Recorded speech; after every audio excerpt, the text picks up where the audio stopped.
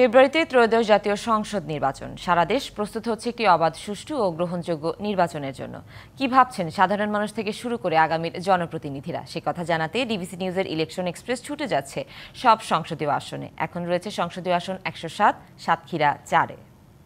স্বাগত জানাচ্ছি CSRM DBC election এক্সপ্রেসে। আজ সারাদিন বা দুপুর পর্যন্ত থাকবো সাতক্ষীরা ৪ আসনে। আমার সঙ্গে এই মুহূর্তে যুক্ত আছেন এই ৪ আসনে বাংলাদেশের জামাতে ইসলামে থেকে তিনি প্রাথমিকভাবে চূড়ান্ত হয়েছে বা মনোনয়ন পেয়েছেন, তার সঙ্গে কথা বলবো। স্বাগত আপনাকে সিএসআরএম ডিবিসি ইলেকশন এক্সপ্রেসে।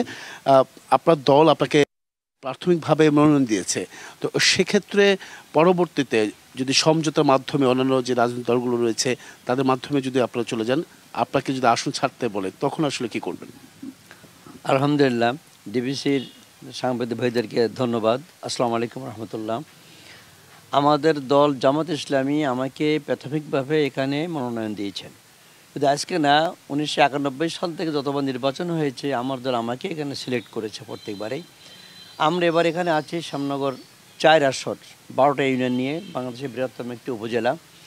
এখানে আমরা চেষ্টা করছি, আমাদের কেন্দ্র চেষ্টা করছে ইসলামী দলগুলোকে এক করে ময়দানে নাম্বার, ভোটের ময়দানে নাম্বার। এমন অনেকটা এগিয়ে গেছে, আমাদের কেন্দ্র এগিয়ে গেছে। আশা করি আমরা যদি ঐক্যবদ্ধ থাকি, তা আমাদের কেন্দ্র নেতৃত্ব যে আসনকে আমাদের ছাড়তে বলবে আমরা তাতে রাজি আছি, কোনো সমস্যা নেই। সেক্ষেত্রে বিএনপি রয়েছে, আরও অন্যান্য দল রয়েছে, কতটা চ্যালেঞ্জ হতে পারে এবার নির্বাচনটা? আমার এখানে বিএনপি সহ আরও কিছু দল আছে, অন্যান্য ইসলামী দলের কিছু অন্য নেতারা আছে। বিএনপির মধ্যে আমাদের ছিল, এখন ইন্টারনাল সম্পর্ক আছে, তবে তারা এখানে আমরা যা লক্ষ্য করছি, মানে সংক্ষুব্ধ একটি গ্রুপ যাকে মনোনয়ন দেওয়া হয়েছে তার বিপরীতে একটি গ্রুপ, তারা সংক্ষুব্ধ অবস্থায় আছে এবং তারা দীর্ঘদিন থেকে এখানে ময়দানে ছিল এবং তারাই মূলত বিএনপির কাজকাম করছে এখানে। সে গ্রুপটা আউটে আছে এবং তারা বিভিন্ন ক্ষোভ প্রকাশ করছে।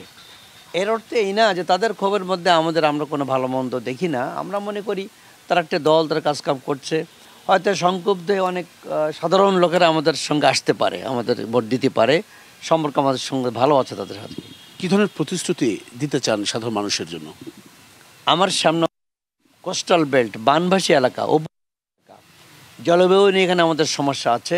আমাদের গাবুরা, বড়িগরণী, পদ্মপুকুর কয়েকটি ইউনিয়ন আছে, দ্বীপমাত্রিক ইউনিয়ন। এখানে আমরা অতীত থেকে কাজ করছি, এখনও কাজ করতে চাই।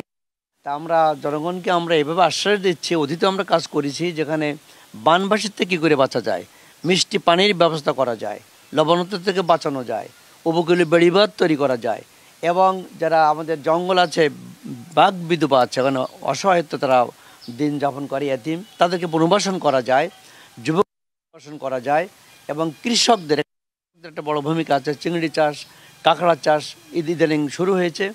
অতীতে ধান চাষ প্রকল্প ছিল, এখনও সেটা আছে, উন্নয়ন করা যায়, এটা আমাদের চিন্তা আছে। আমাদের চিংড়ি চাষের পাশাপাশি মিষ্টি পানিরও একটা এলাকা আছে, জোন আছে। মিষ্টি পানিতে ধান চাষের জন্য অনেক উদ্গ্রীব আছে। আমরা এটাও চেষ্টা করব যাতে মিষ্টি পানি ধান চাষ করা যায়, আবার লবণবাড়িতে চিংড়ি চাষ করা যায়। যেখানে যেটা করার দরকার সেটা আমরা করবো, জেনে প্রস্তুত আছি। তো সেক্ষেত্রে সনাতন ধর্ম তারা কি দাঁড়িপাল্লাকে বেছে নেবে? আমার সনাতন ধর্মাবলম্বী প্রায় 20-25% অতীতে ছিল, এখনও কম বেশি কিছু আছে, তাদের সঙ্গে আমাদের ভালোই সম্পর্ক আছে। আমরা গত 5 আগস্টের পরে 1 বছর চলে গেল, কয়েকটা পুজো মণ্ডপ ছিল না, তারা মিসকিরে না তাদের রাস্তা কেটে দিয়েছিল, তার কেটে দিয়েছিল, মন্দিরে আক্রমণ করেছিল। আমি রাত 10টার সময় সেখানে যেয়ে তাদেরকে উদ্বুদ্ধ করে, সংস্কার করে, তাদের টাকা পয়সা দিয়ে আমার বাধ্য করেছি, বাধ্য না, তাদেরকে করেছে এবং তারা করেছে। এবং শ্যামনগরে গত এই 2 বছর হচ্ছে কোনো জায়গায় অকারেন্স কোনো ঘটেনি। আমরা আমাদের পর থেকে স্বেচ্ছাসেবক সেন্সিটিভ এলাকাগুলো আমরা নিয়োগ করে রেখেছি, সারা যাতে করে অসুবিধা না হয়। নিশ্চিত আছেন যে আপনাকে বেছে নেবে? কি কারণ? আমরা নিশ্চিত, মোটামুটি নিশ্চিত আছি যে হিন্দু ভাইরা তারা বক্তৃতায় বলছে, কথায় বলছে যে তারা আমাদেরকে সমর্থন করবে। তারা বলছে আমরা অতীতে আমরা দল দেখেছি, জামাতকে আমরা দেখতে চাই।